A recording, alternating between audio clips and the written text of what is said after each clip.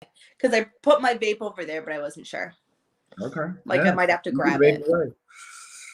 Hello, everybody. This is Nicholas Tanek with YourKinkyFriends.com. I have, well, first of all, she's back. But this is a very special episode, and things are going to get a little dark, but we're still going to try to have fun.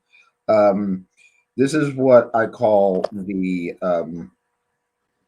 CPTSD episode, and we'll talk about what that is and the difference between PSTD and everything. So yeah, we're gonna things. This is a very different episode than the typical interview. I've already interviewed Laken Holt. She was on a couple like last week or something like that. A couple weeks ago, I think it was 2 weeks Yeah, ago. a couple weeks ago. We had a great time. I highly recommend that. So she is a model, and she does many other things. But we're gonna talk about experience, psychological experience, physical experiences, a whole lot of serious stuff. And we're going to find out what CPTSD is versus just PTSD. And please welcome the wonderful, the magnificent Laken Holt. Say hi. Hi. Hi, everyone. So glad to be back. Thank you so much, Nicholas, for having me. Okay. Even though it's not been that long, but like this is something that this is a subject matter that really it means a lot to me. Not that I went through it or I'm going through it, but I have a lot of friends and I've dated many women who did. Some of it was from boyfriends, some of it was from mothers, or fathers and stuff like that, and it fucked their world up. So please tell us. First of all, how have you been since the last time we talked? I mean, good. I've been through. Thanksgiving was okay. I did a moon water little harvest. I don't know if you know anything about moon water. I know nothing about that. Well, I'm just learning about it, but it's all about harvesting like energy from the moon into your water, right? And there's a process to do so. You do it during certain times. So I harvested some moon water. And then 2 days ago, while I was dropping a girl off, I do lift. I got stuck in the snow, and I don't have AAA. Oh, no. And I literally had flip-flops on and a sweatshirt. I was digging myself out with my flip-flops, feet barefoot in the snow. Oh, that sounds horrible. I did not get out by myself. Oh, Eventually somebody came, called AAA for me, stayed. They pulled me out. Yeah. So I've been through some things, good and not so good. yeah, no, me too. Like I had food poisoning. I had food poisoning yesterday. Oh my goodness, I'm so Yeah, sorry. I was lying in my bed going okay, so let's just get into it. Yeah. What is the difference between PTSD and CPTSD? I think one of the major differences is that CPTSD is mainly developed in children. Okay, well, actually, is only developed in children. I kind of made just a list of the differences of the two, just so I kind of can school people a little bit and school myself because I'm going through therapy. So basically, CPTSD means complex PTSD. And it's the result of early childhood trauma. So it's when a child obviously goes through an immense amount of pain, emotionally, physically, etc. They experience symptoms of PTSD, but addition to that, also controlling emotions, and the psychological and developmental impacts of complex trauma in early life are just way more severe than just one single experience. So I think that's the difference when you're talking about PTSD. Um, Someone who has PTSD now, don't get it confused. That's still very traumatic. They still have flashbacks, they still have nightmares, they still have to go through therapy. But they, from what the understanding is, had somewhat of a normal upbringing, right? And were able to get through life without being in a mental institution, without being hospitalized, without being diagnosed with any mental illnesses, right? They were able to be somewhat successful until something, boom, traumatic happened to them. And then they were like, oh my gosh, this happened. And now I have all of these triggering things. That's way different than someone who never got attached to reality from the very beginning as a child, never had any kind of stability, never had any kind of connection. Do you get what I'm saying? Oh And yeah, definitely. that's the biggest difference. And it also seems like the traumatic things take longer. As far as the research I did, and I could be wrong. Please correct You me. are 100% right. Okay, great. So it's like, The recovery time of what my therapist is telling me, even when just triggered, is immensely longer. Like, even when I'm just triggered by words. Like, okay. people are like, oh, you're so beautiful, you're a model, you're this, oh, you must, right? You have no idea. Like, this is why I'm coming, no makeup, real, because it's a very serious thing. The Mhm. mind really messes with you. Now, before we get into your experience, Mm-hmm. well, wait. Let me just back up for a second. Um, from a lot of the studying I have done about this was people, either being abused, ignored, or just in bad, relationships with mothers, fathers, and stuff like that. And it lasts a long time. And now they're out in the world and they're like, they feel screwed. You know what I mean? So, okay, before we get into your experience, this is your kinky friends. So I do want to talk about this a little bit. In relationships, all right, if someone, let's say a man or woman that wants to be your partner, and you tell them flat out, straight, that you have CPTSD, how would the partner, and it's like like I said, the relationship is brand new. What advice would you give to the partner, um, you know, regarding that, on how If to an treat individual was getting in a relationship with someone with CPTSD, like you? how would I, advise them to approach that individual? Is that what you're asking? No, well, no. How would you advise if the relationship just started or it's getting good? How would you advise to keep it going and keep it good? You really need to be in tune with your partner, and you need to make sure that your partner is getting therapy. It's very, very, very key because it's not something that's fixed with medication, because your brain shuts down. Your brain literally can only take a certain amount of trauma, literally, and then it shuts down, and you only think with a very small part. It's in the very back that my therapist, it's called the hemo something, I always want to call it the hemoglobin, and she tells me it's not right. No, the yeah, last part is the yeah. last part is off, but it's the hema something.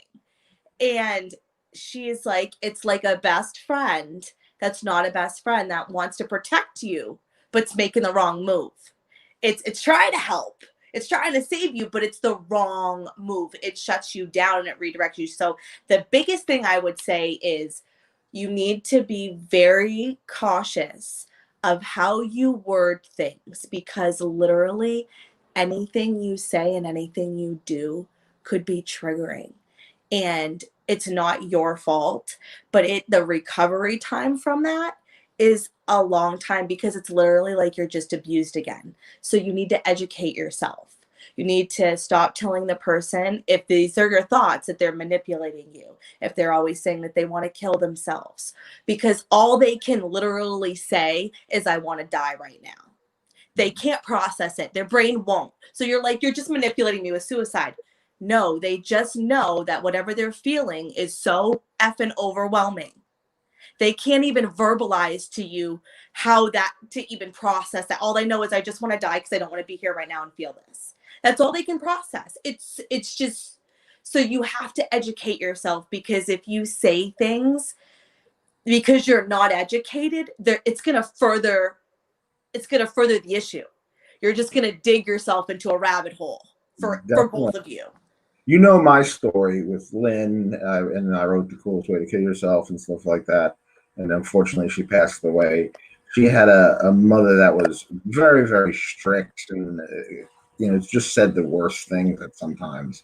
Um, you know, she Me did. The too. mother, the mother did love her, but it showed it in, let's say, her own way. But she was Yep. also very mentally abusive, and then after that, she had a husband who was physically and emotionally abusive. So and I'm not a violent person at all, but so when Linda and I got back together when we grew up, she knew I would never hit her. She knew, and I mean, I make fun of everything, and I can take a joke myself, you know what I mean? But there are certain things that you can't make fun of, you know what I mean? So that's why I think she had it too. So tell us about your story. Um, yeah, tell us about your story. How did it start? At first, I really didn't know. I just knew for a very long time that I didn't feel connected to my mother. I can tell you from very young, I would yell at her and I would say, I'm adopted. And she would say, no, you're not. You're mine. And I would say, but moms don't treat their kids this way. Like, I just don't, I can't be your kid. Um, and so I just knew I wasn't her favorite. It wasn't until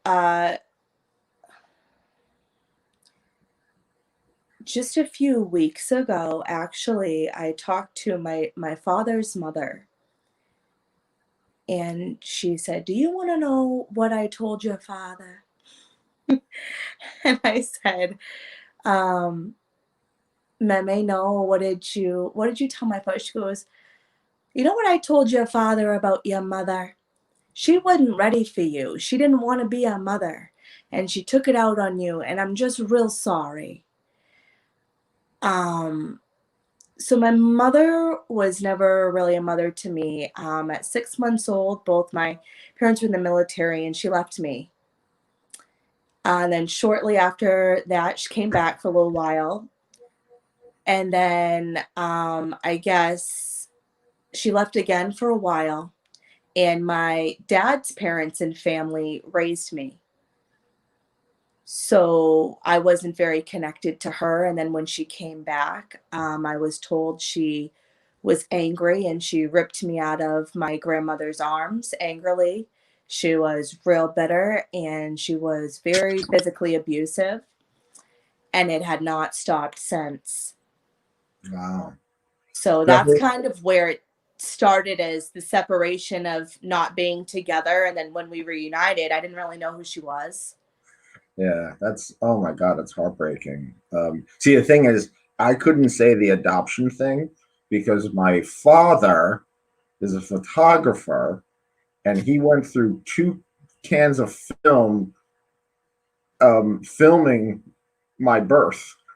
I did, That's beautiful no though. joke, no joke. He not only, but he put them. I don't know if you know what slides are, but there's a slide machine that you put, and every time on my birthday, he'd break that out and be like, "See, this is your mom. This is your." That's He so literally special, though. changed programs. So I couldn't. That excuse would never work for me. So, um, so okay. So after that, first of all, and if I'm getting too personal, you don't have to answer. No, please, because I But think everyone needs to hear these things. So all go right, do ahead. you talk to your mom? Um, well, um, I'm gonna be honest. I've Right. tried several times. I went for about a 12-year period where we did not speak. Wow, that's a long time. Okay. And then I tried to reconnect with her after couple cutting episodes in Florida and expressing to my family that I wanted to kill myself after my miscarriage. She told me that I'd never have kids and that Wait, I was never a like mother. you would never have kids or not to have kids? I would never have kids and I would never be a mother. And I was like, I, I had a 9-week-old child that just died inside of me. So Uh, I've been a mother. So you yeah, can't take that from me. that's Um, true.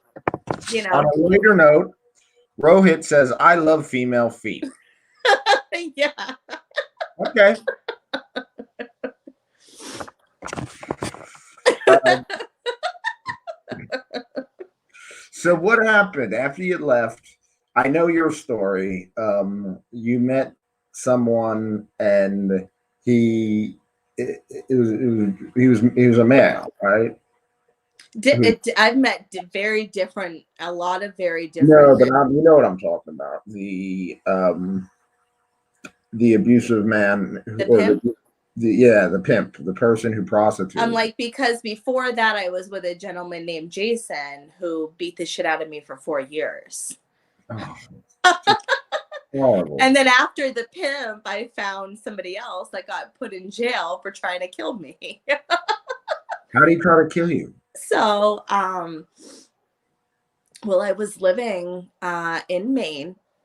And let's just be real. If anybody knows Maine, I was living in Russell Street Trailer Park. I was dating a gentleman named Joel. And if anybody knows Joel Mungin, let's just put you out there. Yeah. I don't care at this point because it's all over. I mean, you could Google it. You know what I mean? You could Google it and find it. Um, yeah, he's addicted to crack and he robbed me. He came back all cracked out, beat me up, threw me out of my home. The police were called by some neighbor because of the ruckus. They put him in jail for basically, I mean, I told the police I wasn't pressing charges. They said, no, the state of Maine is pressing charges. Now, I was bleeding and everything. At first, they were saying attempted murder. I think they had put it down to something else, but he sat in jail for a little bit. Got out, ended up getting put back. I mean, ended up following me down to Florida. We were in Florida for 10 days before he told me he was going to kill me and then told me the plans. And then I made an escape. Why, how about, like, what was he gonna do to kill you? He told me one night, I had found out something. I was prostituting in Florida for us for our survival. We were staying at a hotel. That day, we were swimming in a pool together romantically. It was really beautiful. We got up to the hotel room. I was really somber. I was just in a different place. I looked at him and I said, you know, Joel, I'm just not in a good place. And I just don't think that I can do this anymore. I believe I was laying in the bed. He just flipped. It's like flipped on me. I didn't even recognize him. He put his hands around my neck. He choked me until I blacked out and then Oh, slapped me until I came to. And then I kind of just sat there for a minute and then I kind of just tried to get some air. And then I remember stumbling to my feet off of the bed, walking out the door, sitting on the stairs of the hotel steps. And I'm usually a very loud person, and I was just like quiet, and I just like sat very still. And this was a side of me that he's really not seen. And Yeah. he came over to me and he was like, what's wrong? What's going on? You just And I just looked at him and I said, I don't think that I can really do this. And he's like, well, I think I'm going to end up killing you. And I was like, oh yeah, you're going to kill me. So for ha-has, tell me how you're going to kill me. If you got it all planned out, Joel, tell me. And he's like, so what I would do is I would murder you. I would drown you in the pool because we were in the pool, and I'd put your body in the dumpster. I would sit with you for 3 days because I would feel bad.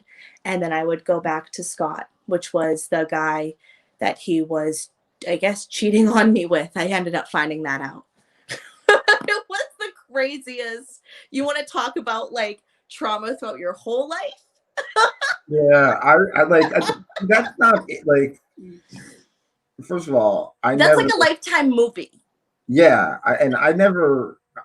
I hate physical fighting. I like it if it's I'm consensual. used to it though because of my mother. You know what I mean? So I'm used to people coming at me like to fight me. My own mother tried to kill me numerous times.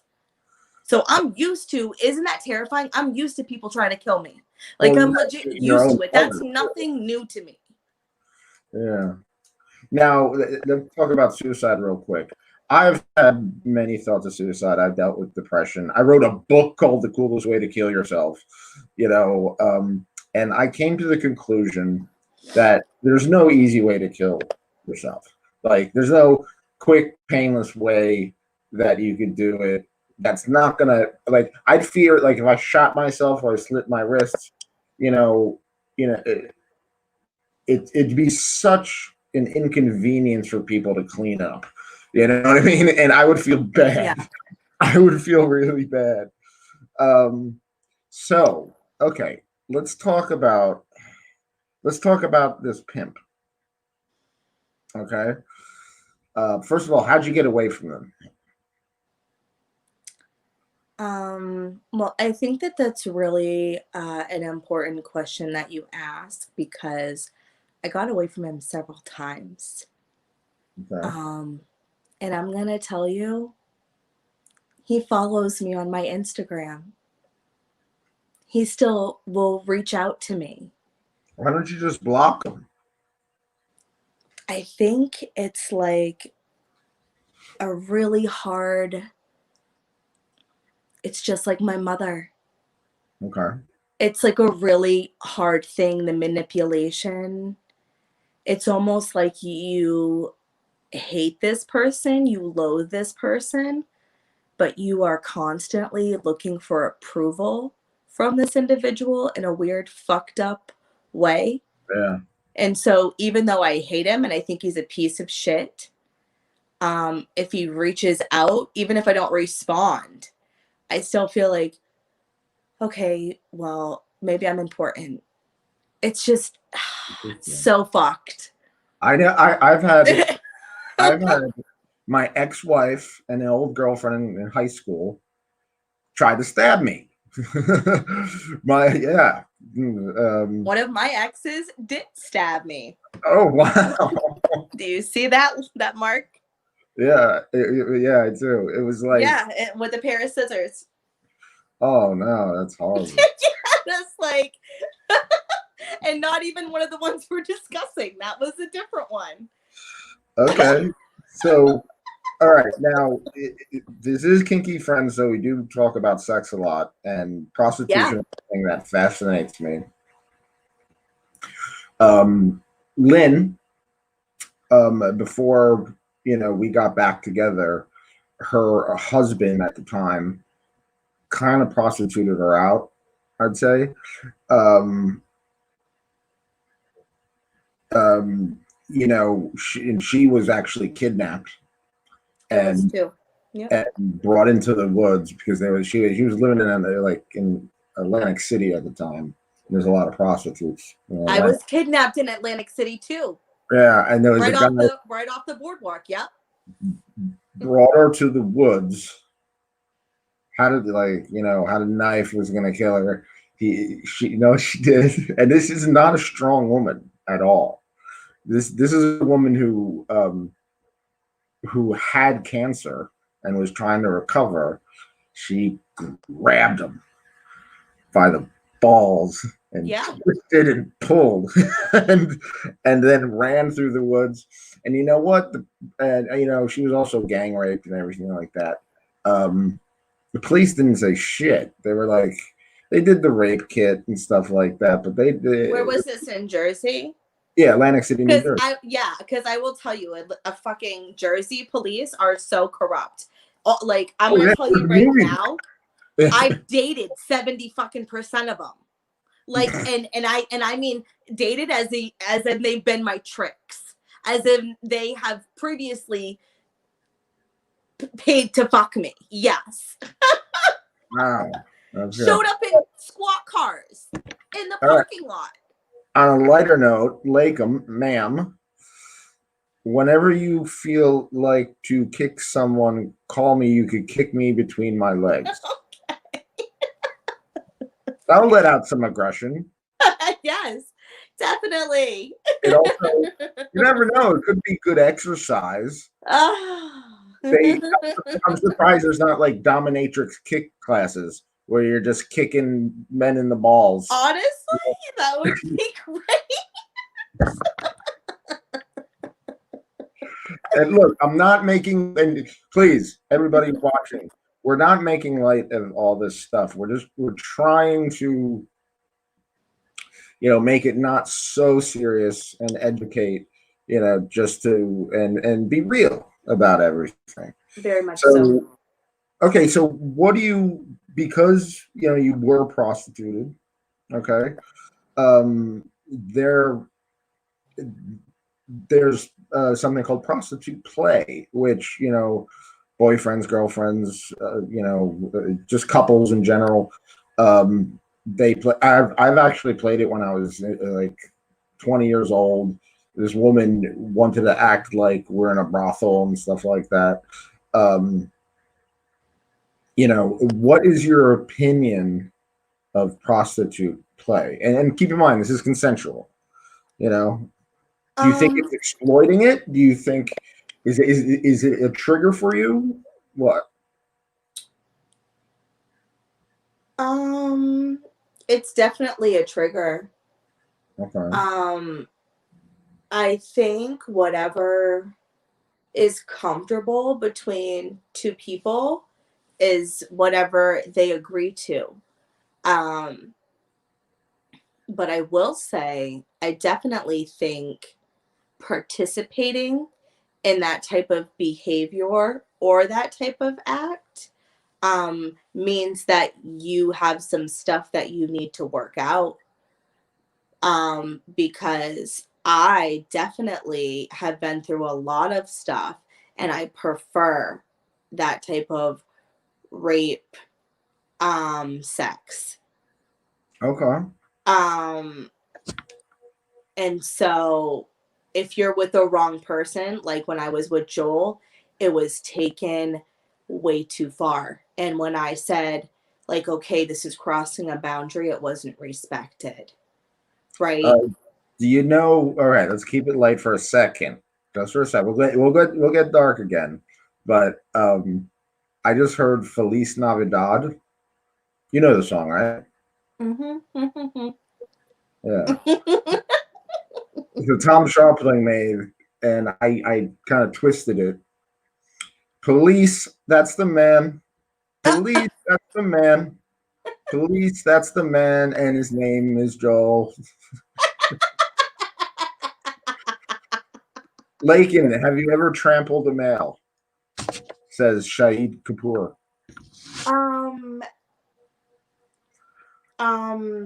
No. No, I have not. Okay. And then Rohit asks, men, have you ever kicked between legs? No. No, okay. I have not. Um, All right. Now, when it comes to so you're okay. Rape play is not a trigger for you. no, because um, I don't I don't know why. I mean, it is, but it's not. I know exactly what you mean. It is, but it can be, but it also in a weird way I almost can't get off if I'm not experiencing it. I think just because I've been through so much trauma and pain, I'm used to that. And if I'm not participating in some sort of extremism, it doesn't get me to that heightened level. So I wrote a book called Your Kinky Friends before we started this whole community, and my friend Randy, Randee, she's a woman, obviously, and she's a self-professed slut. She's proud of it, and She's a self professed what? slut. Oh, slut. Okay, Like okay. I just wanted to be clear. she had sex with everybody. And one of these days, in the book, I write about it in the book. The chapter is called Baise Moi, which is French for rape me. And she sat me down and she goes, I have something to ask you, Nicholas. I'm like, what? She goes, I want you to rape me. I was like, no, I'm not going to rape you. She's like, it's consensual. I'm not, you know. She goes, like, I'm asking you to do it. So she goes, I want you to go in that bathroom, come out into the bedroom and rape me. You know, I'm like, and like she had to talk me into it. So I go into the Yeah, bath. I had to do it with my ex. I had to go into the bathroom, right? And I have this big belt. It's one of those belt with the two hooks as opposed to one. You know what I mean? And it's like thick. And I was like pacing and pacing and pacing. She opens the door and goes, "Stop fucking around." Unzips my pants, starts sucking on me, right? And then goes back into the bedroom. So I take the belt. I put on a condom, and because I'm erect at the time now, and I literally take her by her neck, push her against the wall, throw her. Well, oh wait, let me back up. In the bathroom, she had handcuffs, and I'm like, "Why do you have handcuffs in your bathroom, Randy?" She goes, "Why wouldn't I have handcuffs in my bathroom?" And yeah, so I put the handcuffs on her, and I take the belt, wrap her around her neck, take her from behind, and the whole thing lasts really, really quick. And after like I fall down next to her, she's like, "Oh, that was so good. That was so good." Like, oh, I came so hard. I was like, "You came?" She's like, "Yeah." And this is how she ends the conversation. This is how the book. I mean, not the book. The chapter ends. She goes, "You gotta do me a favor." I go, "What?" She goes, "Next time we do this, use some knives." So yeah, it's fucked up. It's fucked up. Okay, so ex-boyfriend trying to kill her. Da, da, da. What was the okay? So doing prostitution. First of all, you were on the East Coast, so it is illegal. I think it should be legal all across the country. But what was your very first time like? um, I honestly, I think I blacked out. I Really? could tell you the first guy who walked in my door because he looked homeless. He smelled really bad. Um, and I think he thought I was a cop because he walked in, he stood around, he walked around for a minute, and they left. And I was so relieved. And then there was someone else that came right up after him, and I couldn't tell you anything about that man. All I know is after it was done, I remember looking in the mirror and I remember hating myself. I'm sorry to hear that. I remember knowing that at that point I was never going to be able to take that back. Okay. Now, there is a myth to prostitution, especially illegal prostitution. Um, there are the creeps who are violent, and dangerous, and then there on one side of the spectrum, and then there are the people who like fall in love with you, and there's everything in the middle. I was Everything. going to say there are so many in betweens. Oh yeah, there's so many in between. I opened my window, so I'm still with you. Just give me a second. Say that again. Did you say something? So I said, like, if you were going to keep expression for, I guess, a John being violent, or someone who is falls in love with you and can't wait to see you again, and really does treat you in a very respectful manner. You know what I mean? And there's, like I said, there's everything in between. So many things in between.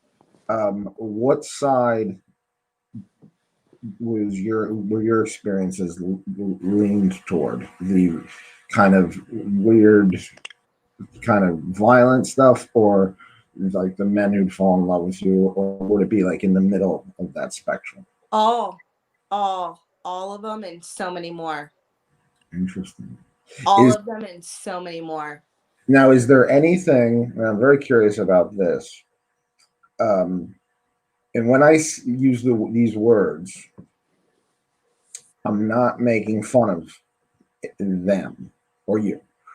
But what is one of the most unique things or weirdest things that someone asked you to do?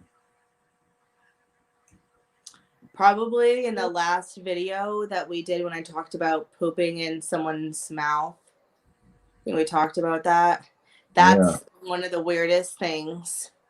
One of the weirdest requests that I've ever had. Also, I'm not gonna say it's weird. It was just something new. Was putting a strap on and having sex with a man dressed up like a woman.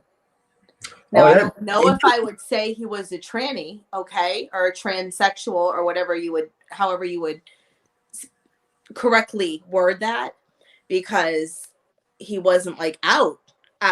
Do you know what I'm saying? Like during the day, he was in a business suit. He was a regular businessman. Like, he showed up at my hotel dressed in a business suit, business outfit. Then he would say he wanted to be girlfriends and he wanted me to fuck him. So I don't know how, you know what I mean? I don't know how you would say that. Okay. I still want to talk about CPTSD, and we'll talk about cutting as well. But let's separate the questions a little bit.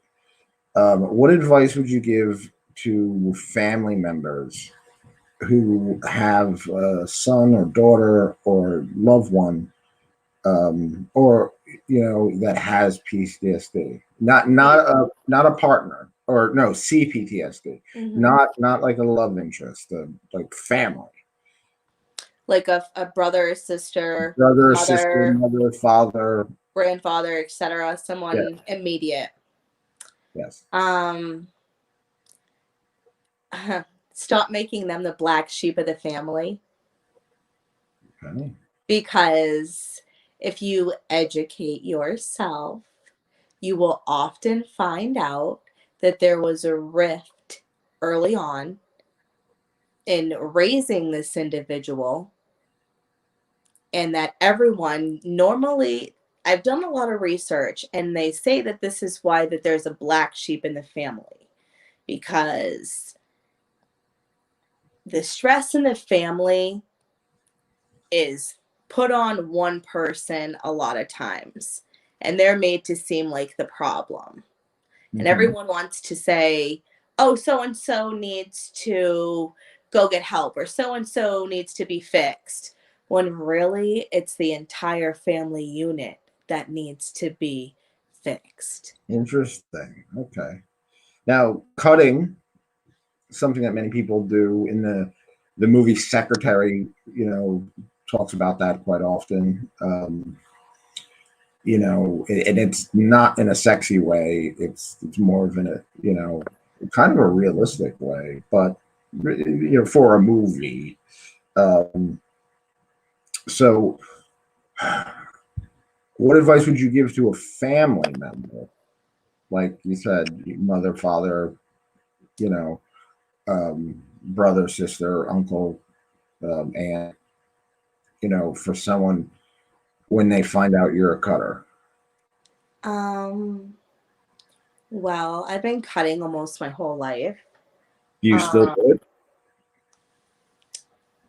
I haven't cut myself in about a year. Hmm. But I've been cutting myself since I was 13. Now, So what does that do for you? I mean, I've known some cutters, and but for you specifically, what does cutting, the why only do you way think? I can control the pain. Interesting. Okay. It's the only way. And I'm a very visual person, so I know it sounds really fucked up, They like the color but blood. when I can see blood running down my arm, I visualize the problem going. Did you ever cut yourself either so deep or in a wrong way that you had to be like rushed to the hospital or anything? No, but I have overdosed. I never cut to kill. Yeah. My cutting has never been a suicide attempt. If I'm attempting suicide, I drink bleach. I overdosed on pills before. I had to be charcoaled and institutionalized. Talk about that. If I'm trying to die, you're gonna have to fight me.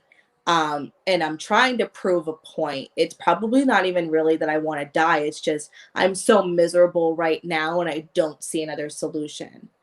Okay. Um, and so that's what that is. But the cutting has always been superficial. Now, you and I, let's kind of make it a little lighter now. Um, Light dark, light dark, light dark. yeah, you and I are, let's say, fans and advocates of that beautiful green stuff. And I just heard news that they're in New Jersey. They're going to make medical marijuana legal. I mean, no, I'm sorry, recreational marijuana legal. But you have a prescription, correct? I do. So, how has medical marijuana helped you deal with all this stuff? Um, I'm gonna tell you it's worked better than any medication that any doctor has ever tried to put me on. They tried to put me on lithium, Prozac, Risperdal, Tobamax, Wellibutrin, Seroquel, gabapentin. I mean, the list could go on, and it's all made me numb, more fucked up, sick, more depressed, more suicidal, more angry, numb, just nuts. The marijuana, when I get to these points where I'm so elevated and so stressed out where I'm ready to pass out because I can't even, like, it totally mellows me and I Yeah. can be productive again. It's probably the most helpful thing ever for my anxiety. I use dabs. I don't just use the flower, so it hits me instantly.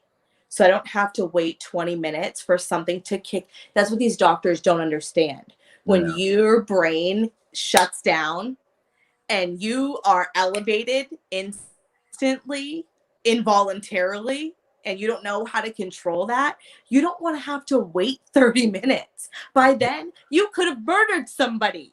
Yeah, that's what the thing about Like, edibles. that's what they don't get.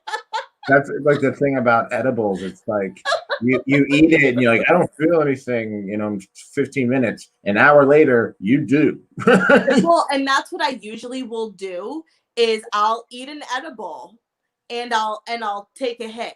So that way when my hit wears down, the edible's kicking in and it's a more body relaxant. Okay. So Now that's a good thing just for people to know. you were institutionalized, as Oh, you said. many times since I was a child, since I was 12 or 13. Yep. And I don't mean to be like exploitative of it, but like, what was your worst experience while being institutionalized? Um, there were several, but I will say, um, I was raped the first time I ever had sex, and I was put into the mental hospital after that, and I would beg them to not shut the lights off at night. I was under 18, I was still a child, and I was so scared. Um, and so they would shut them off, and I would be in this scary place with no one that I knew, and I had just been raped and beaten up and all these type of things. And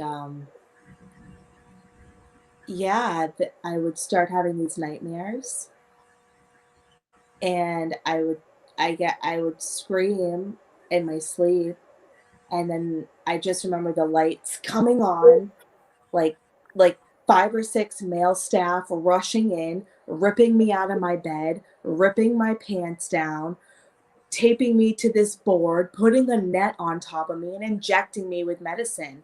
And then in a few minutes, feeling totally out of it. Just all drugged up, all effed up. Um, and then after that, they would stick me in this room that was padded with white walls, and they wouldn't let me leave. It was the craziest thing. Like if you weren't already crazy, you were going crazy. Yeah, no. Now, what is your opinion? Here, let me back up.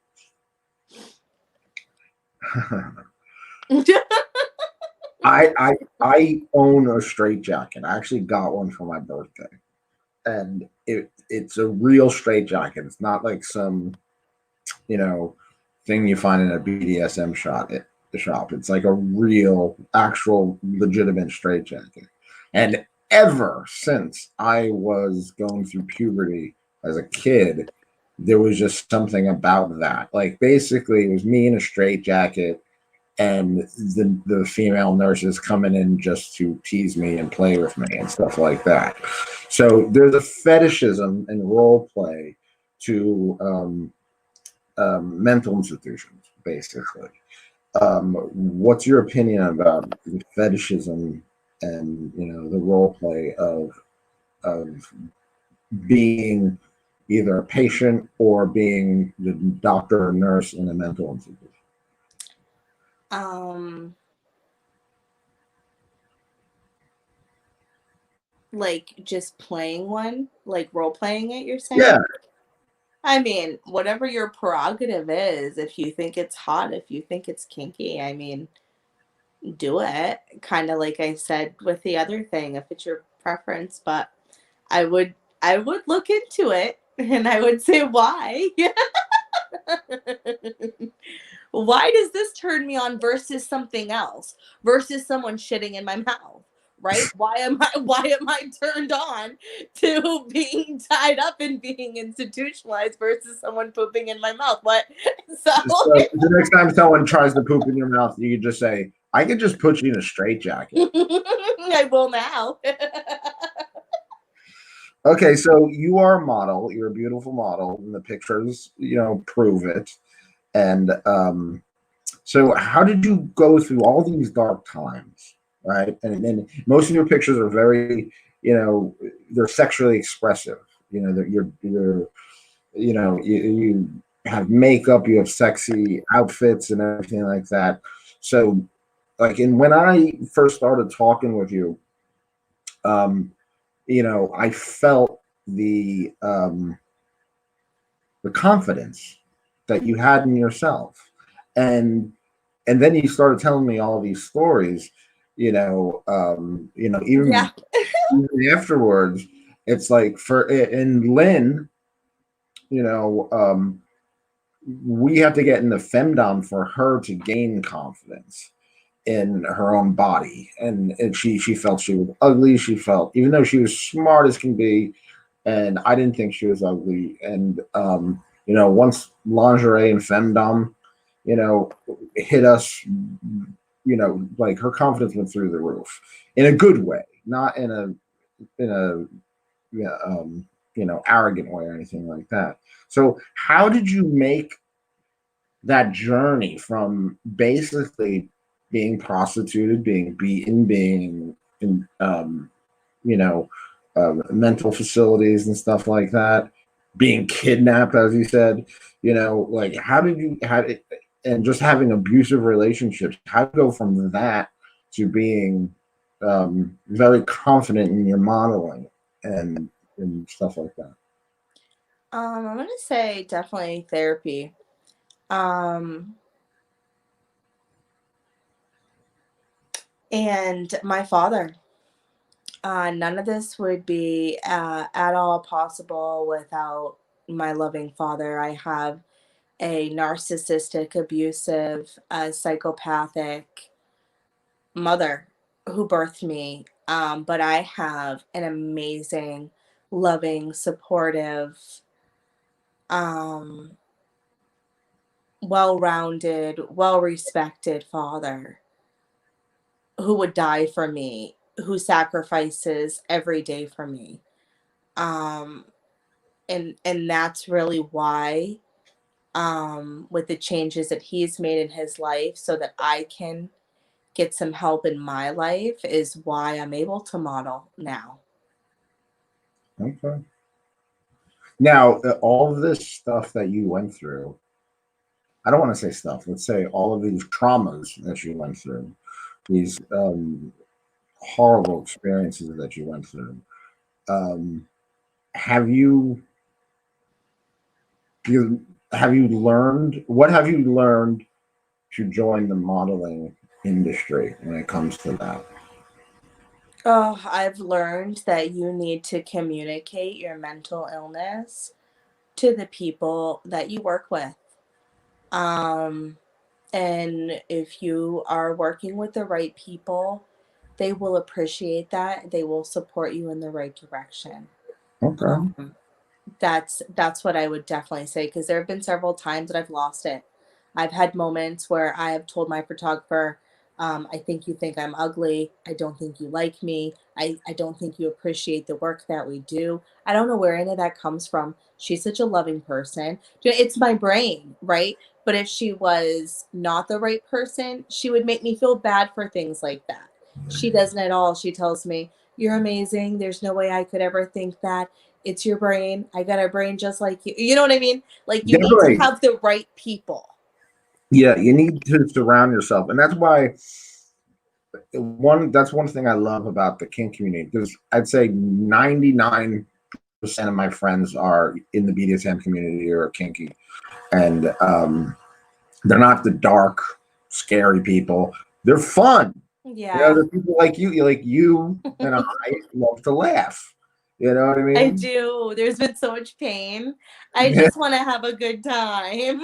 definitely, I definitely. do. I just want to have a good time.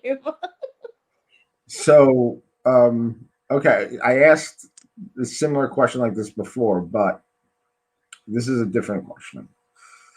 Especially with the COVID-19, a lot of us are in quarantine. We don't go out, and we're just stuck watching television. And it's very easy to get very depressed and very sad. So Mm-hmm.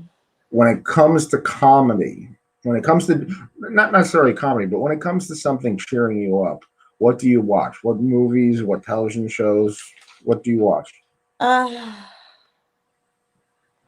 um, And music. What do you listen to? I ironically don't really things. I guess I'm a bit different than maybe most people because I need to feel worse before I feel better, I guess. Okay.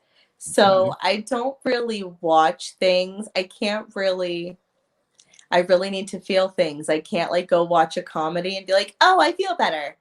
If I'm like depressed, I need to, whatever I'm feeling, I need to really feel it. So I may go and really get into some really dark, dreary music from like uh, back in the day, Papa Roach.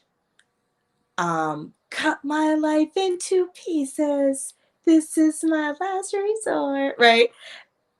That I would start getting into that, start breaking out like crazy, and then probably start painting and really get into I have to feel it immensely. Or I would watch a movie like the other day. I was really feeling like cutting, but I knew I had a photo shoot. So I Googled a movie I used to watch when I was younger. It's all about this girl who cuts all the time and she's young. And I like watched that on repeat like 7 times, cried, and like I don't know why, but I can't really do things that way. I have to No, feel I it. know what you mean. I know what you mean. I have to feel it, and then like 4 or 5 times I'm like, okay, I'm sick of this movie. I'm sick of the mood. I'm done with it. Like let's do something different and I'm over it. So if you want a sad album, I might have told you about this already, but this is Withered Hands. They're from he's from the main guy is from Scotland, Okay. and it's one of the most saddest albums you'll ever listen to. Really? Yeah, it's called Good News. Yeah, it's an amazing album. I've talked to him too. Yeah, I believe that's all records. Okay. Uh,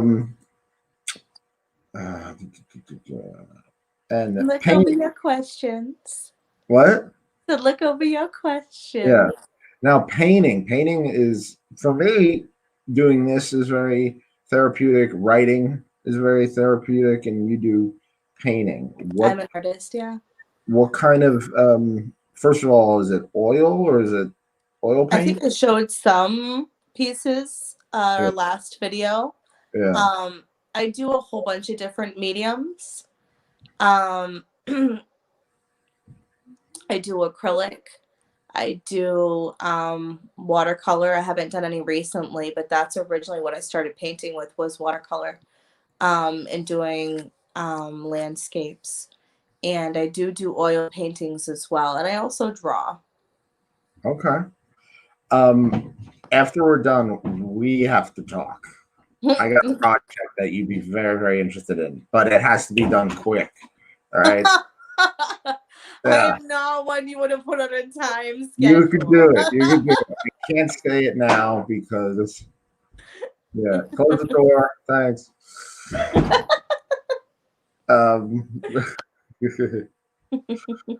Um, all right. All right. Thank you so much for being so honest.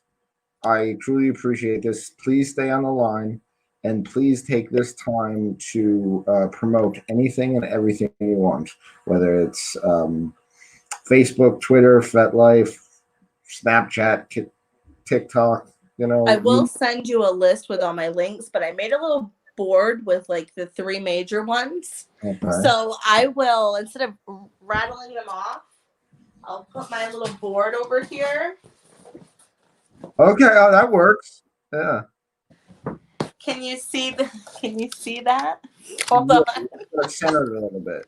I know I'm just trying to move the dang phone. So you got fans at Holt, Laken Holt 2020.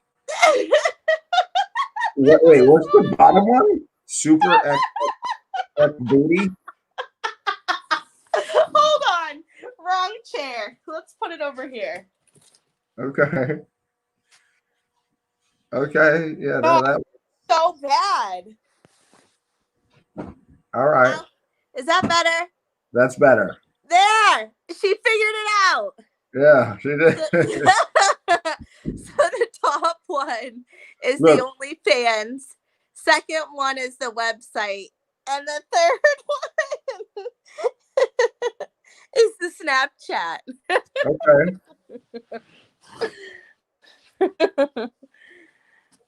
You know, I talked to. We're gonna have a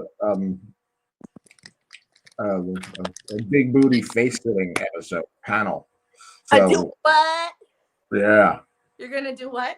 we're gonna have a big booty face sitting panel. Some people get paid like $500 an hour. Oh, I have. I've got paid a lot of money to do face sittings. When you do it, do you use underwear or no? No. Okay. You When can you do. drown in my juices. All right, like I said, stay in the line. Listen, Laken Holt, this is a very different episode of Your Kinky Friends, and I cannot thank you enough for being so honest about your life and CPTSD. Hopefully, somebody learns something, and we got to keep awareness alive. You know what I mean? Uh, Absolutely. Everybody go to yourkinkyfriends.com. I'm at FetLife at Your Kinky Friends. I'm on Twitter at Nicholas Tanek. So our whole crew is at Friends Kinky. We go to Instagram at Nick Tanek and also Friends Kinky.